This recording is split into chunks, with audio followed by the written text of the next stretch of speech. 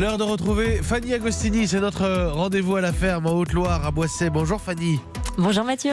Alors Fanny, vous nous racontez un peu de votre week-end. Vous étiez dans un festival pas loin de chez vous, à Boissey en Haute-Loire, le week-end dernier. Et en prenant un verre, vous vous êtes interrogé sur l'impact environnemental du verre dans lequel vous buviez.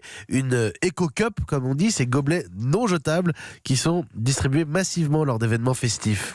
Oui, tout à fait. Je me suis posé la question parce qu'en fait, j'en ai accumulé plein à la maison. J'en ai plus d'une dizaine depuis que j'ai fait quelques colloques, festivals et manifestations sportives ces dernières années.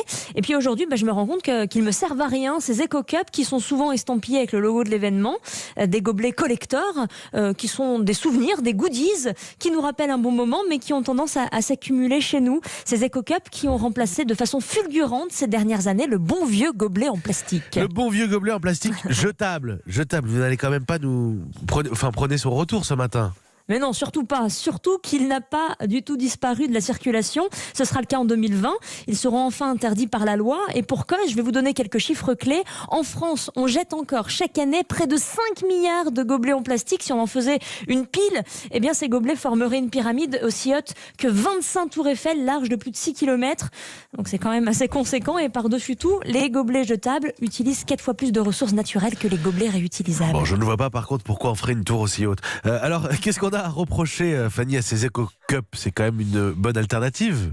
Il y a quand même un petit souci, c'est que c'est des gobelets qu'on utilise finalement une seule fois. Ils sont à usage unique, alors que ce qui est paradoxal, c'est qu'ils ne sont pas jetables. À partir du moment où on les emporte avec nous, ils ont toutes les chances du monde de rester au placard. Le mieux, c'est alors de les rendre en fin de manifestation afin que l'organisateur puisse les réemployer une nouvelle fois. En gros, c'est le principe de la consigne, ni plus ni moins. Si on fait une étude comparative, au bout de 7 réutilisations, l'impact du gobelet réutilisable devient inférieur à celui d'un gobelet jetable. Si on tient en compte son cycle de vie, sa consommation d'énergie et d'émissions de gaz à effet de serre qui requiert sa fabrication, c'est ce que l'on appelle le seuil de rentabilité environnementale d'un produit. Alors, vive la consigne généralisée, Mathieu, pas seulement pour les gobelets, pour tous les autres contenants et les objets qu'ils permettent. C'est un des grands principes de l'économie circulaire. Merci beaucoup Fanny Agostini, notre rendez-vous à la ferme tous les matins sur Europe 1.